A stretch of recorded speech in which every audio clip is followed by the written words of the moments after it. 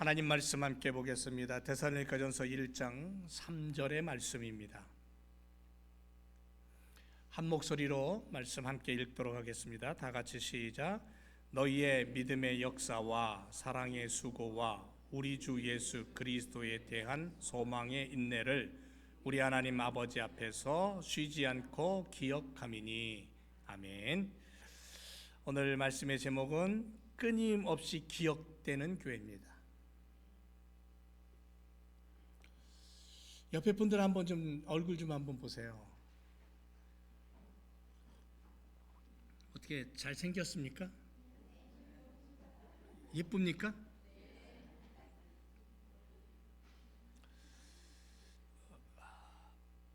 (30년을) 봐온 얼굴이라도 아내의 얼굴을 이렇게 잠자고 있는 얼굴을 들여다보면 예쁩니까? 밉습니까? 아마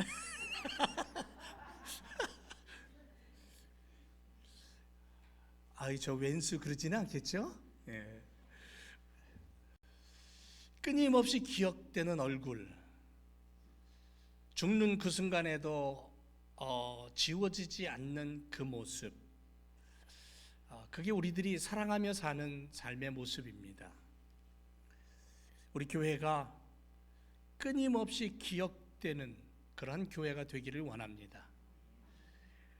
삼위일체 하나님의 마음속에, 눈동자 속에 끊임없이 기억되는 교회, 누군가에게 끊임없이 기억되는 교회와 성도, 올 한 해 우리는 이런 목표를 가지고 달렸으면 좋겠습니다. 오래전에 영국에 이런 일이 있었습니다. 템스 강변 옆에 많은 사람들이 산책을 하며 다니고 분주하게 걸어갑니다. 그런데 한 모퉁이에서 노숙 생활을 하던 한 노인이 동냥을 하기 위해서 낡아빠진, 정말 낡아빠진 바이올린을 들고는 연주를 하고 있습니다. 제대로 음도 잘 안 맞고요. 현찮습니다. 그 낡아빠진 바이올린을 들고 신통치 않은 소리를 깽깽깽거리면서 지나가는 사람들에게 구걸을 하고 있습니다. 그 노인 앞에는 둥그런 모자 하나가 놓여 있습니다. 그런데 그 누구도 관심을 갖지 않고 그 모자에다가 동전 한 입 던지지를 않습니다. 어느 날 웬 낯선 외국인이 그 곁을 산책을 하다가 걸음을 멈춥니다. 너무 열심히 연주하는 모습을 물끄러미 한참을 쳐다봅니다. 그러다가는 그 노인에게 다가가서 이렇게 얘기합니다. 할아버지, 그 할아버지는 다 떨어진 외투를 입고 있었고요. 신발도 너덜너덜했습니다. 머리는 제대로 감지 않아서 언제 머리를 감았는지조차 모를 정도로 정말 볼품없는 분이었습니다. 거리에서 생활을 하니까 오죽하겠습니까? 우리 주변에도 이런 분들 참 많이 있습니다.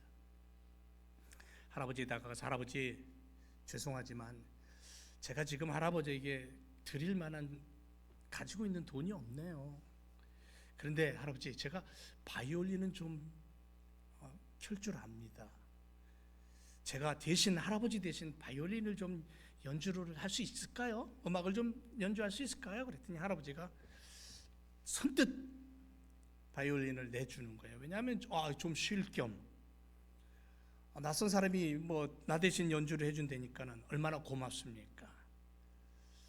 이 나그네는 바이올린을 잡아 들고 음을 맞추고는 활도 제대로 맞춰서는 이제 그 낡아빠진 바이올린에 활을 얹어놓고는 연주를 하기 시작합니다.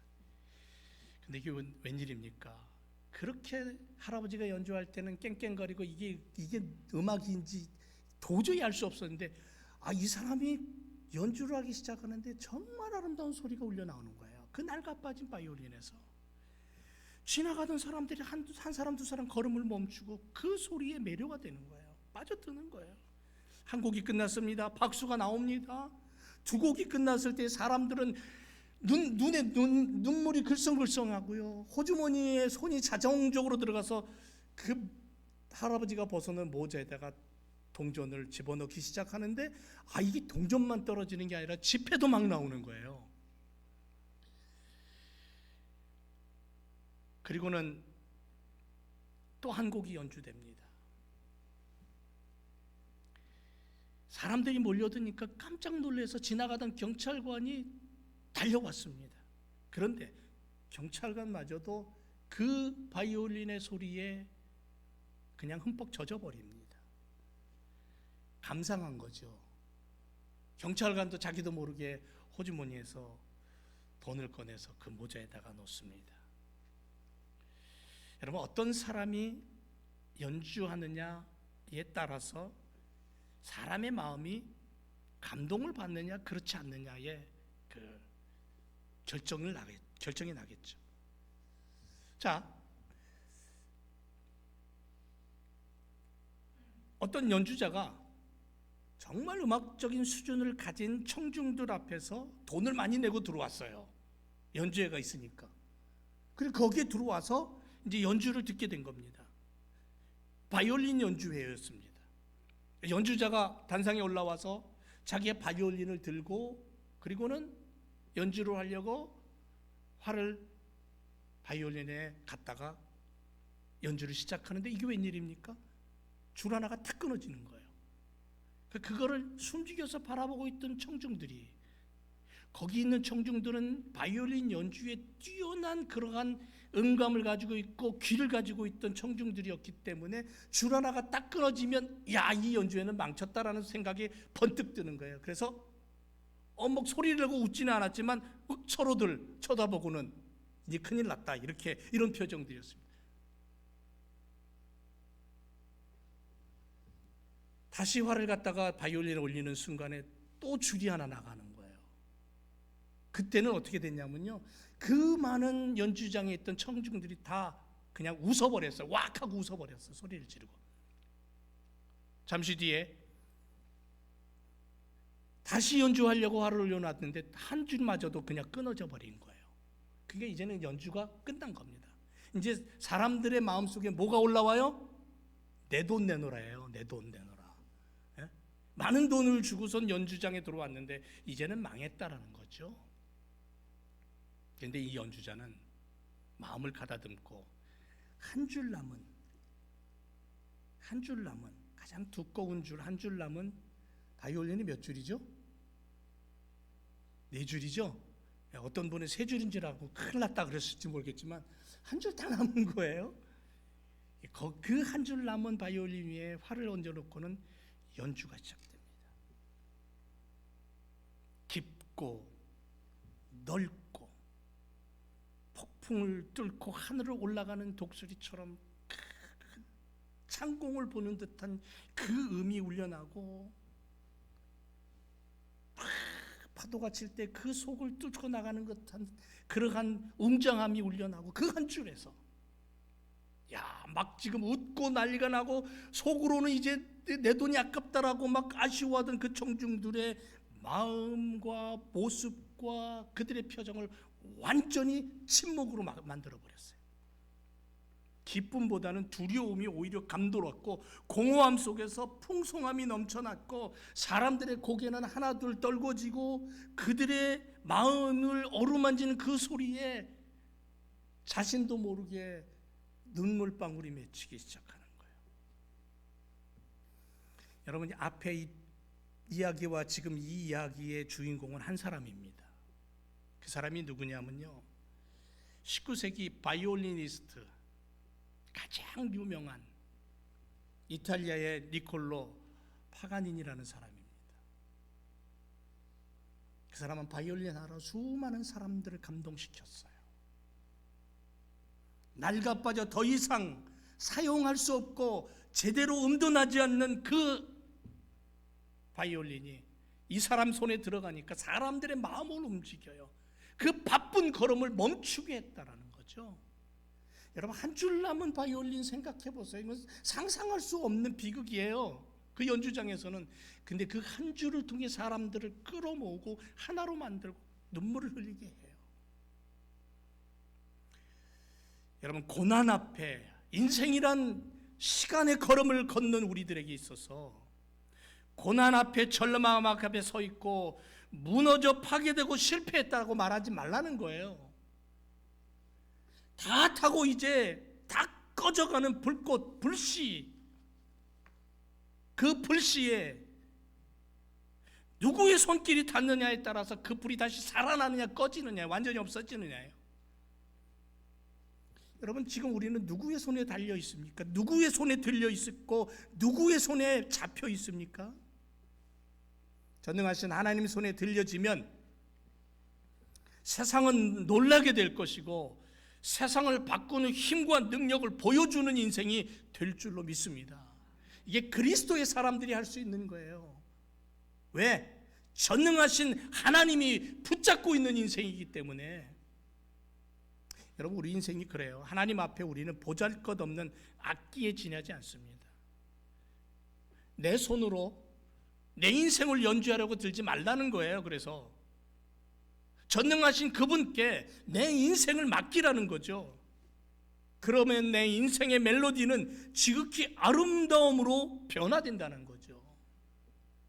볼품없는 악기예요. 다 낡아 빠졌어요. 줄이 끊어져 가지고 이제는 제대로 된 소리도 나지 않아요. 그런데 전능하신 그분의 손에 들려 있다면, 가장 완벽하신 연주자이신 주님 손에 들려 있다면 그 존재는, 그 가치는 금은보화보다 더 뛰어나고 아름다운 가치가 발휘될 줄로 믿습니다. 오늘 우리 이정은 목사님 찬양 팀들하고 같이 찬양하면서 기타를 쳤는데, 저도 옛날에는 기타 치면서 찬양 인도를 했지만 기타를 치다 보면요, 줄이 어떤 때 탁 하고 끊어질 때가 있어요. 한참 찬양 예배를 드리고 있는데 그러면요 당황됩니다. 하지만 대부분의 찬양 인도자들이 악기를 다루면서 그 악기의 줄이 끊어져도 멈추지 않습니다. 분명히 줄이 끊어지면 제대로 된 음이 안 나와요. 하지만 하나님을 향한 찬양엔 멈추지를 않는 거예요. 그리고 성도들이 흔들리지 않아요. 그 찬양은 더 깊이 하나님 앞으로 다가가는 거죠. 여러분, 데살로니가의 교회, 데살로니가인의 교회 이렇게 얘기했죠. 바로 이 교회는 그분의 손에 들려져 있었던 바이올린이었을 거예요. 그들은 하나님 아버지 앞에서 끊임없이 기억되는 삶을 살았던 성도라 그랬어요. 바울이 이 교회 성도들을 바라보면서, 이 교회를 바라보면서 뭐라고 얘기합니까? 끊임없이 기억되는 교회다 너희는. 누구 앞에서? 하나님 앞에서. 하나님 앞에서. 하나님께서 기억하시고 하나님의 일꾼들에게 기억이 된다면 그것보다 더 놀라운 축복이 어디 있습니까? 여러분, 우리가 많은 돈을 가지고 있고 풍족한 삶을 산다고 그건 평생 가는 거 아니잖아요. 나이 먹고 병들면 결국은 이 세상 떠나야 되는 거예요. 그러나 세상 숨이 멎는 그 순간에도 변하지 않는 것은 하나님의 손길 아닙니까? 교회에서부터 시작되는 소리에 사람들이 매료가 돼야 돼요. 교회에서부터 들려지는 그 소리가 사람들의 마음을 묶어야 되는 거예요. 그래서 말씀으로부터 시작되는 그 소리가 사람들의 속으로 스며들어가야 되는 거예요. 데살로니가 교회로 사람들이 몰려들고 구원의 역사가 나타나요. 이런 소식을 들은 바울의 마음이 기뻤다는 거죠. 여러분, 물과 스펀지를 놓으면 누가 반응을 합니까? 스펀지가 물을 빨아들입니까? 물이 스펀지를 빨아들입니까? 한번 해보세요. 스펀지가 물을 빨아들여요.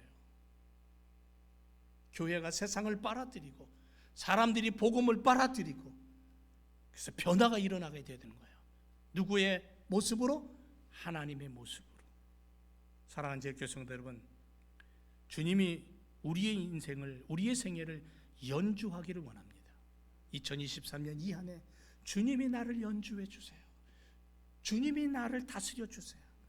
주님께서 스프링필드 제일한인교회를 연주해 주시옵소서. 주님께서는 우리를 사용하셔서 하나님의 존귀와 영광이 드러나는 악기로 사용하실 줄 믿습니다. 이런 고백이 우리 교회의 기초가 되어야 되는 거예요.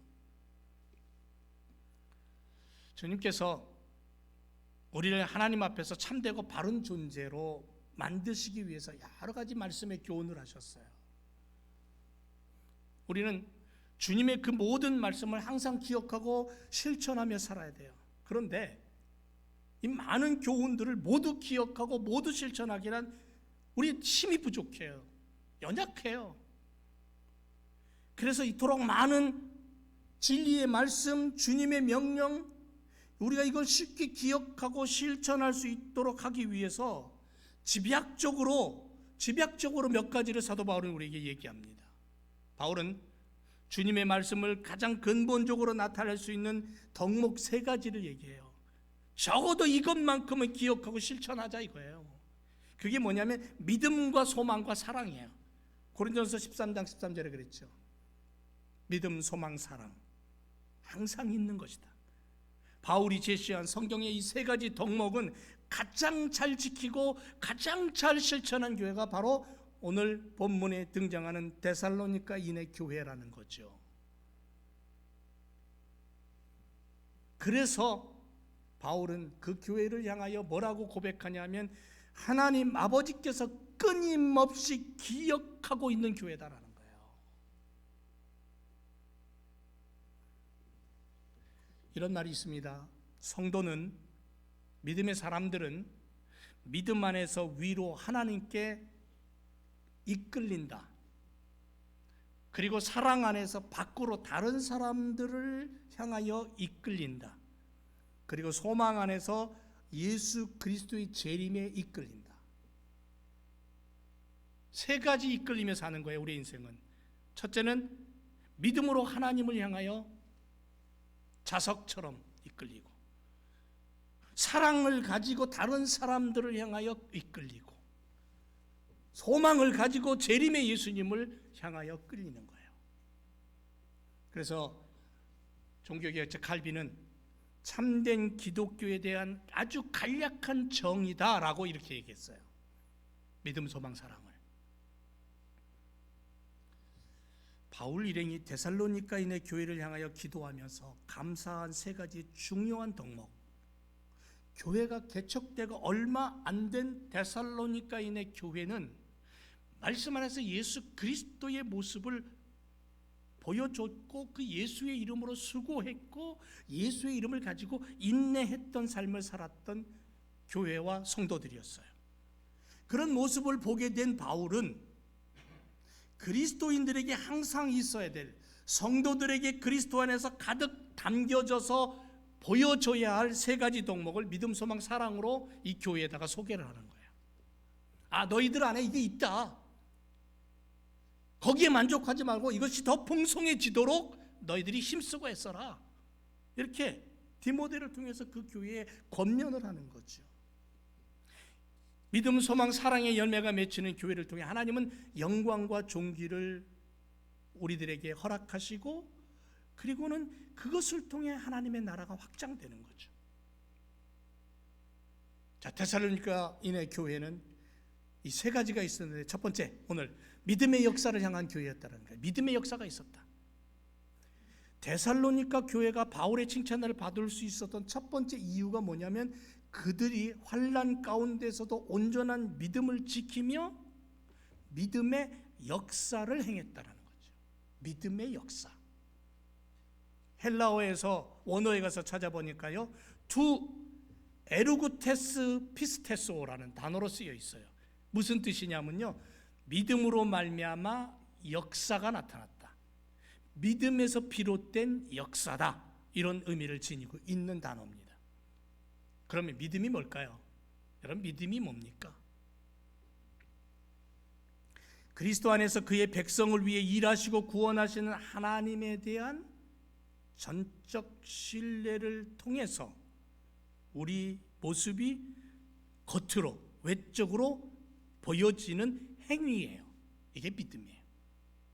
예수 안에서 당신의 백성들을 위해서 일하시는 하나님의 놀라우신 손길이 드러나고 보여져야 되는데, 전적인 신뢰를 가지고 그것을 행동으로 나타내는 모습, 삶의 자세, 행동, 이 믿음이라는 거죠. 그래서 본문에서 믿음의 역사라고 말할 때 역사라는 단어는 어떤 단어로 쓰였냐면 에르곤이라는 단어로 쓰였는데 이게 일, 행위라는 뜻을 갖고 있어요. 이게 무슨 뜻이냐면요, 사람의 내면에서 생성되는 믿음이 말과 태도와 행위를 통해 외부적으로 드러남을 보여주는 삶, 그런 삶을 살아라. 이게 믿음의 역사를 이루는 삶이다라는 거죠. 나의 내면에서 일어나는 그 믿음이 나의 말과 나의 태도와 나의 모습과 나의 행동을 통해서 겉으로 드러나 보여지는 것, 이게 믿음의 삶이요 믿음의 역사라는 거죠. 그래서 야고보 사도는 뭐라고 얘기했냐면요, 영혼 없는 몸이 죽은 것 같이 행함이 없는 믿음은 죽은 거다. 야고보서 2장 26절에. 여기서 야고보가 얘기한 행함이 에르고린이라는 단어, 말하자면 바울이 이 데살로니가 교회를 향한 믿음의 역사라고 썼을 때의 그 단어와 똑같은 단어를 쓰고 있는 거예요. 그래서 믿음이란 반드시 행함으로 드러나야 된다. 피스티스, 믿음 이꼬르 에르곤, 행함이다. 이런 성경의 말씀을 우리가 담고 믿음의 역사를 이루는 교회가 될 때에 그 교회를 하나님 아버지께서 어떻게 하신다? 끊임없이 기억하신다. 끊임없이. 여러분, 예수님 족보에는 이방 여인의 이름이 여럿 있습니다. 그 중에 기생 라합이라는 여인을 우리는 기억하죠. 어떤 사람입니까? 여리고 성벽에다가 조그마한 집을 짓고 살던 참 가난한 여인이었습니다. 근데 이 여인에게는 믿음이 있었어요. 성경이 그렇게 말합니다. 믿음이 있었다고. 그 믿음 때문에 이스라엘의 정탐꾼들을 숨겨줍니다. 근데 그 이스라엘의 정탐꾼들을 숨겨줌으로 말미암아 목숨이 위태로운 위기를 만납니다. 하지만 그것을 지혜롭게 넘기죠. 그러니까 결국은 믿음은 어쩌면 모험이라는 거예요. 모험. 하지만 믿음의 사람들은 그 모험을 두려워하지 않아요. 하나님을 믿는 믿음으로 그것이 가능하기 때문에 그래요. 믿음은 있는데, 믿음은 있어요. 근데 늘 걱정해요. 늘 부정적인 소리로 해요. 말을 해요. 늘 다른 사람을 근심되게 해요. 그러면 어떻게 믿음의 역사를 만들어낼 수 있습니까? 그건 절대로 안 되죠. 그럼 믿음의 사람이라고 할 수 없겠죠. 그래서 성경은 늘 우리들에게 뭐라고 얘기하냐면, 성경의 사람, 믿음의 사람, 예수의 사람은 긍정의 사람이라고 얘기해요. 할 수 있다는 믿음의 사람이라는 거예요. 그래서 마가복음 9장 23절에 예수께서 이르시되 할 수 있거든요. 무슨 말이냐? 믿는 자에게는 뭐다? 능치 못할 일이 없다. 사도행전 27장에 보면 바울이 배를 타고 포로가 되어서 로마로 압송이 됩니다. 죄인입니다. 알렉산드리아라는 배를 타고 베닉스에서 출항을 합니다. 그런데 바울은 출항하기 전에 이미 그 배가 어려움을 당할 것인가를 알았어요. 기도하는 중에 하나님 가르쳐 주셨어요. 하지만 선주가 선장의 말을 바울의 말보다 더 믿었기 때문에 무리한 출발을 합니다. 결국 그레데 해변을 끼고 항해하다가 얼마 가지 않아서 유라굴라라는 아주 광풍을 만납니다. 그 배에는 276명이 타고 있었습니다. 광풍을 이기지 못했습니다. 14일간 표류를 합니다. 그래서 이미 사람들은 절망의 그림자가 그 얼굴을 덮었고 살 소망이 없어져 버렸습니다. 그때에 믿음의 사람 바울은 어떻게 행동합니까? 낙심하고 절망해 있는 사람들을 찾아다니면서 먹을 것을 나눠주면서 그들을 격려하고 위로하고 용기를 주고 희망을 줘요. 사도행전 27장 33절 이하에 보니까는 당신들 중에 머리털 하나도 잃을 자가 없어.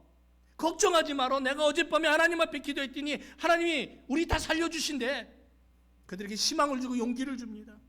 여러분, 알렉산드리아 베이에 있는 사람들 지금 다 똑같은 상황이에요. 똑같은 환경이에요. 같은 배를 타고 있어요. 그런데 어떤 이는 초죽음이 되어 있고 어떤 이는 눈에 빛이 납니다. 무슨 차이입니까? 믿음의 차이입니다. 결국 바울의 믿음이 죽어가는 알렉산드리아 배 안에 있었던 276명을 살려내요. 바울의 믿음에는 역사가 있었다는 거예요. 오늘 우리 믿음에 역사가 있는 거예요. 그 역사를 이루는 교회로 나아가야 될 줄로 믿습니다. 그리할 때에 하나님 아버지 앞에서 쉬지 않고 기억함이 되는 그러한 믿음의 삶을 우리가 살게 되는 거예요. 바울은 이 믿음의 역사를 이루기 전에 그는 분명히 하나님 앞에 엎드려 기도했어요. 믿음의 역사가 그냥 나타나는 게 아니거든요. 말씀을 붙잡고 전적으로 하나님을 신뢰하고 하나님 앞에 엎드려 기도하고 하나님의 마음을 들여다보는 것이 우선순위가 되어야 된다는 거죠. 그리할 때에 바울은 살아있고 보여지는 믿음의 역사를 나타냈던 인생을 살았던 사람입니다. 그게 바로 하나님 손에 붙잡힌 인생이고 하나님이 기억되는 인생으로 살아가는 삶이죠. 2023년 우리는 데살로니가인의 교회가 가졌던 이 믿음의 역사를 보여주는 교회로 만들어야 될 줄로 믿습니다. 데살로니가인의 교회처럼 이 스프링필드 제1한인교회 성도들 또한 믿음의 역사를 성취하고 풍성한 열매를 맺는 그러한 삶이, 그러한 교회가 되어지기를 주님의 이름으로 축원을 드립니다. 왜 그렇습니까? 하나님이 끊임없이 동행하기 때문에 그렇습니다. 내가 너와 함께 할 것이다 라고 임마누엘을 약속하셨기 때문에 그렇습니다. 여러분, 어떤 사람들은 어려운 시대를 만나면 부정적인 사람이 되고 불평의 사람이 되고 불만의 사람이 되고, 그래서 다른 사람들까지도 그 불만의 수렁으로 빠뜨리고 끌고 들어가는 그러한 삶을 살아가지만, 어두운 시대를 만나면 어두워질수록 믿음의 역사를 가진 사람들은 다른 사람들을 빛으로 인도하고 어둠에서 끄집어내고 수렁에서 건져내는 삶을 살아가는 거예요. 그래서 믿음의 사람들은 세상을 이끌어가는 인도자들이에요. 9절에 보면 데살로니가 교인들은 거짓되고 생명 없는 우상을 가차없이 버렸다 그랬어요. 데살로니가전서 3장 8절에 보면 유대인들이 심한 핍박 중에서도 오직 믿음에 굳게 섰다고 그랬어요. 세상 풍조에 밀리지 않았다는 거예요. 세상이 아무리 어두워도 하나님은 빛이시다라는 거죠. 빛으로 이 땅에 오신 생명 되신 예수 그리스도를 바라보며 믿음의 역사를 이루기 위해서 힘쓰고 애쓰는 거죠.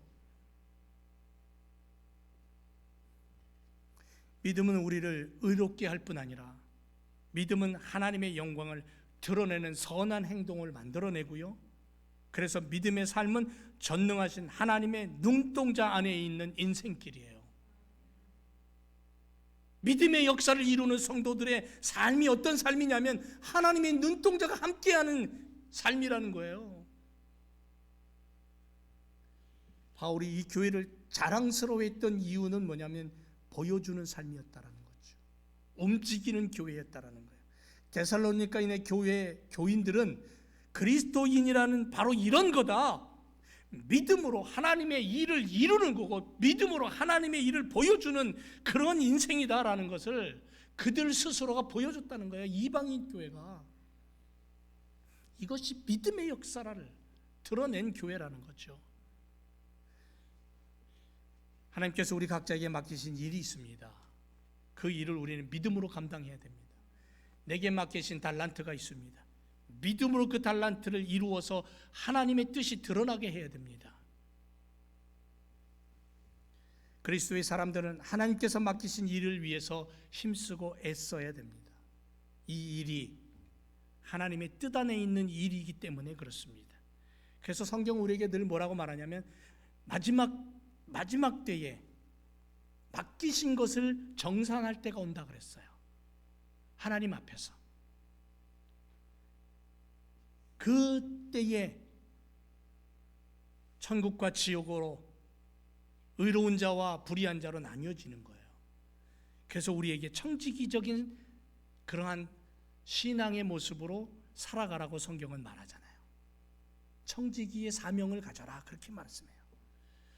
자, 사랑하는 제일교성도 여러분, 데살로니가인의 교회가 가졌던 믿음의 역사가 있었던 교회는 하나님 아버지 앞에서 쉬지 않고 기억되는 교회였어요. 우리 교회가 바로 이런 교회로 이 한 해를 달려가고 그런 믿음의 역사를 이루는 성도들이 될 때 하나님이 우리 교회를 통해서 놀라운 일을 이루시고 열매 맺게 해주실 줄로 믿습니다. 기도하겠습니다.